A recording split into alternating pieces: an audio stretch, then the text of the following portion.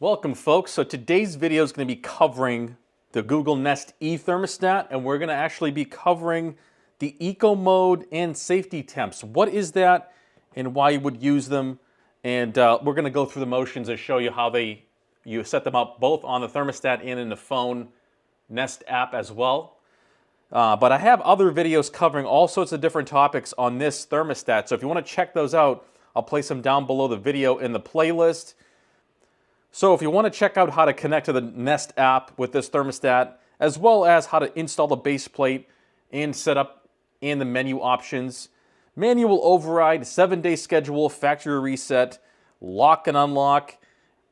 Also, if you have a no power situation where you have a black screen or blank screen, I also go over what happens then and how to fix it in today's video, which is the eco mode and safety temps. Let's get started. Okay, so on the thermostat, we'll start there. It's very simple. Okay, we can go to the menu and there's an eco button. So the eco mode is essentially a preset energy saving mode that you can adjust the temperatures to. It's just basically a preset, okay? Think of it as that to make it simple. Basically, when you leave the house or when you're on vacation and you're not in the house for a long period of time, you want to be in eco mode. So if you click on eco mode, it's going to ask if you want to start this thermostat or start all thermostats, okay, first of all. But we're going to back out of that. But that's how you would activate it, okay? This is where you would activate the eco mode and then turn it on. But in order to set the eco mode, you will first want to set up the threshold, okay, for the min and max. So we're going to go to the main menu like I just did here. We're going to go to the eco leaf. It says min max. Choose your eco temperatures. Very self-explanatory. So we want it, whenever there's a eco designation for the temperature, it's going to be a little leaf next to it, meaning it's going to be energy saving if you set it to that temperature set point. So for the heat, we want to be eco as well. So let's first do the cooling, actually, since it's already on there. As you can see, once I go below 81, it doesn't want me to do that. It's not eco anymore. You have to be at least 81 degrees Fahrenheit for the cooling. And then let's fix the heat. And for heating, it's going to be somewhere around 62 degrees, okay? You can set that to 60 if you wanted to. If you wanted to go down all the way to 60 for heating, and we'll do 60, okay? And that's it. So you basically set the thresholds that you want for eco. Like I said, certain temperature set points are not going to have eco or the little leaf next to them. So that's kind of important. You want to basically drop the temperature for the heat to a bare minimum level, okay? That's comfortable.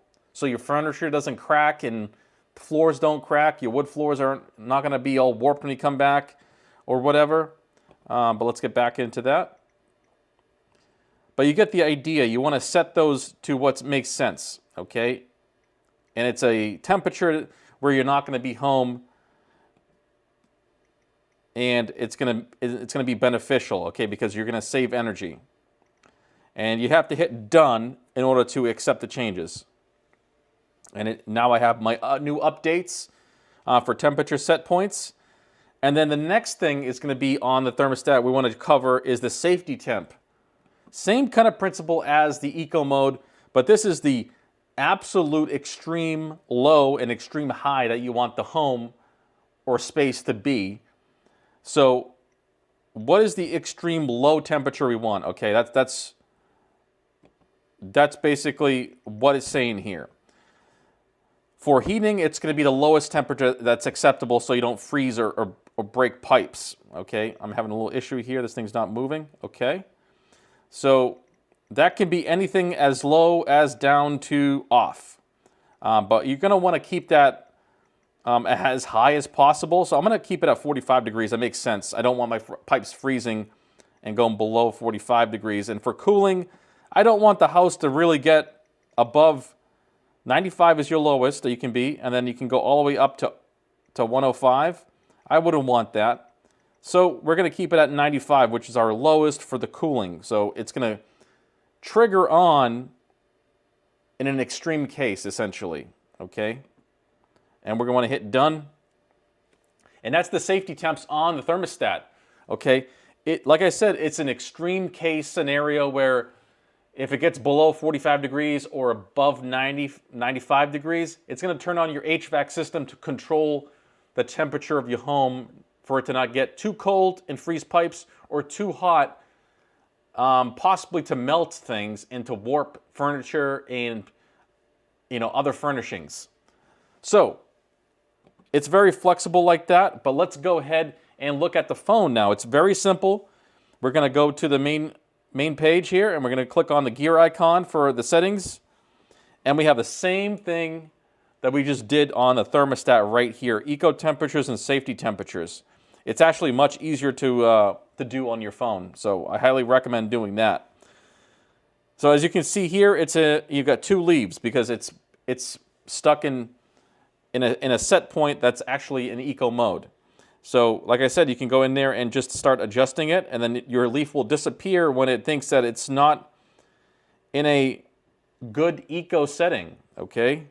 That can help you decide whether it's going to save energy or not. Same thing with the safety temperature. You can go right into that. Adjust your safety temp. As you can see, it updated here. It's 45 and 95, which is the same thing I had on the thermostat. So you can go ahead and change those. But that's right there in the settings page. Okay, that was very easy to do. Right here on the upper right, we have the little gear icon, and you just scroll down and you can set those eco settings. But you have to do this adjustment before you start using eco mode, or you start using the thermostat to take advantage of the safety temps as well.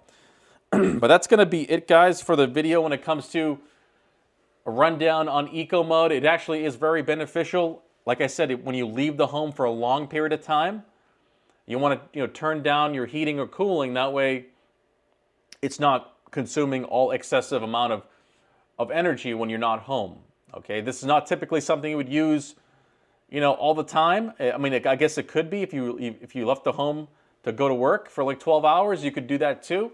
But I recommend programming your day-to-day operations, your schedule in the normal scheduled program of the thermostat instead, and use the eco mode for like occurrences where you go away for the weekend and things like that, by basically having another preset default to go to, basically a profile for your heating.